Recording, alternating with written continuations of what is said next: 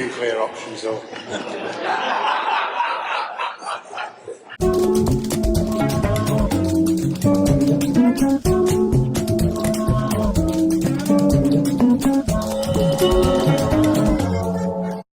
Hi guys, it's been a while since we had a proper vlog and I apologise for that. The reason is, every time I start making these videos again and saying, oh, I feel better, I'm going to be okay for getting back to daily vlogging, and I'll really try and get back to daily vlogging, I'm going to make a concerted effort, the reality hits.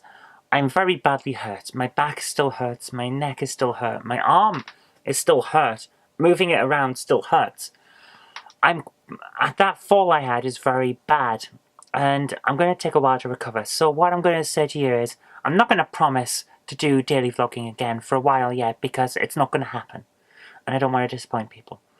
What I will say is, I'll try and make a vlog as often as I can, and if I can't make a vlog on a certain day, but there were highlights that I want to show you, then I will show you those highlights. It's one of those situations. I got badly hurt, I'm going to have to recover, and I'm going to have to work around it. So, the highlight I want to show you at the moment is the two speeches I made at Council on Wednesday that just gone. So let's have a look at the first one. I want to start by saying that we do value public sector workers, and I used to be one, in fact.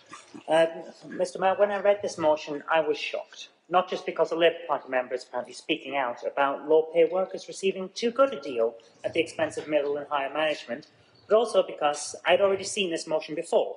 It seems cut and paste jobs from the trade union newsletters are becoming the norm amongst Labour members nowadays. Is it too much to ask them to think for themselves on occasion? I'll let you decide. I find the idea that bottom-loaded pay settlements are somehow a problem quite staggering.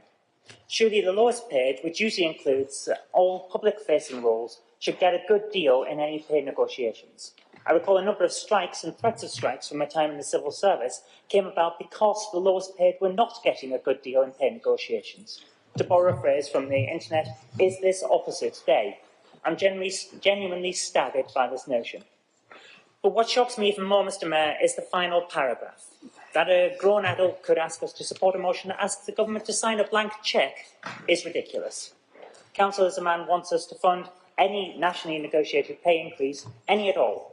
How about 1,000% pay increase? Does that sound all right? How would it be paid for? You don't care. The government will find the money. Thank goodness Labour lost the general election, because if this is how they want to behave in local government, we will quickly be seeing more of those memos saying there's no money left, good luck, if they had managed to get into number 10. Good luck won't cut it, Mr. Mayor. Good planning will, and this is not good planning. I cannot support this motion. It's Labour wanting to make yet another trip to the magic money tree. A tree which, if it ever somehow did exist, would be quickly hacked down, and given the amount of times Labour keep going at it.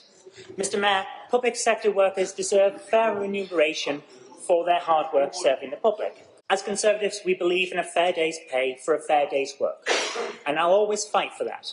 But this is not looking for a fair day's pay for a fair day's work. It's looking for a way to pretend to be generous while boosting the pay of middle and higher management at the expense of low-paid workers. And it wants the government to foot the bill for a blank cheque while it's at it. I cannot support that, and I encourage everyone else to oppose this ridiculous, petty politicking as well. A bit of an outright assault, that one, because the point was, the other party, Labour, were asking for a blank cheque to be generous on the government's dime, and that does not wash with me. They would not accept it if we did that while they were in power, and I don't see why we should accept it the other way around. So, there was that. So I made a very big statement, and they were not happy. They started screaming and shouting. It was ridiculous. Childish behaviour. Then later on, I spoke up again on trying to deal with antisocial behaviour and crime, because it's bad.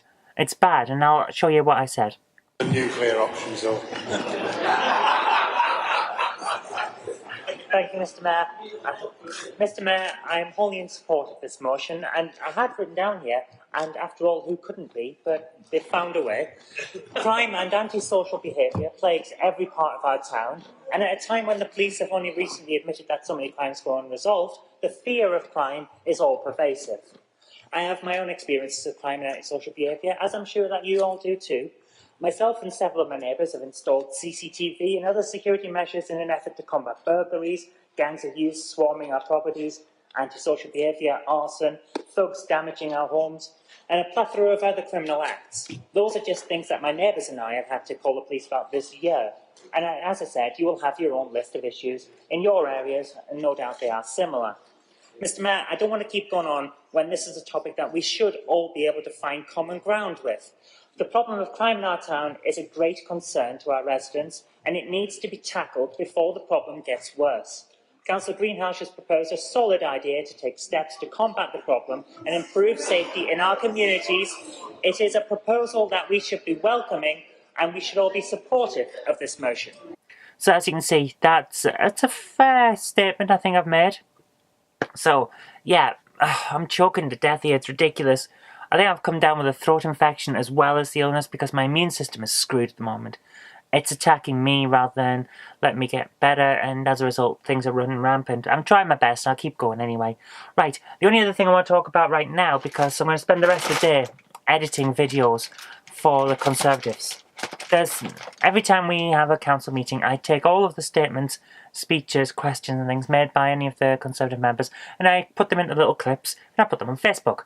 I'm going to spend most of the day doing that, because I can't move, really, even all that well, so we'll do that. But while I was down in town the other day, Jen and I went into CX. Now, I've been having a chasing month, and it's working out quite well, because I needed to rebuild my savings after spending on the cat for the vet bills, spending on bills that came up that we weren't expecting for a while, and things like that. So I've had a chasing month, but I decided it was time to reward myself. So we did, with Drakengard 2.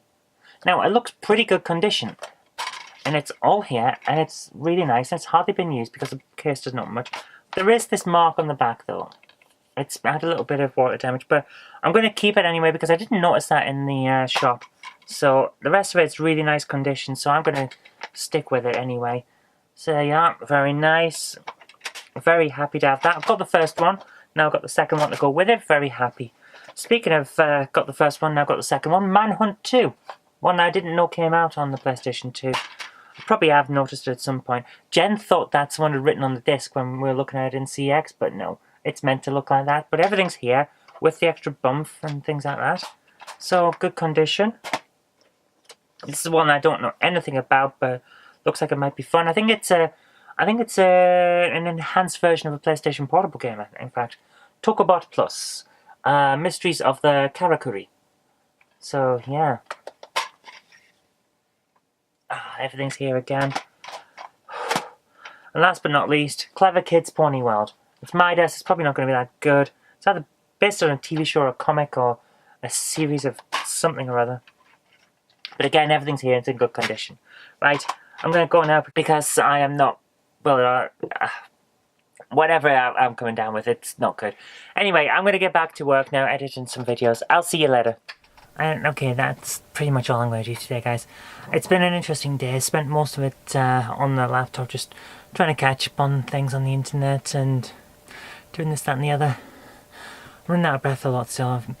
It's still painful when I breathe too deep, and I'm getting better, but it's going to take a while. So I'm going to take these vlogs pretty easily and try and do my best, but see how I go tomorrow, and you never know. Maybe we'll get 2 days in a row. I can't guarantee it. Like I said earlier on, I'm going to take it a day at a time and see how it goes until we get back to proper normal service. But let's hope it works. Anyway, see you later. Today's video is brought to you by my graphic novels, The Collected Life of Nobty Mouse, Volume 1, All Over the House, Volume 1, and All Over the House, Volume 2. Thank you.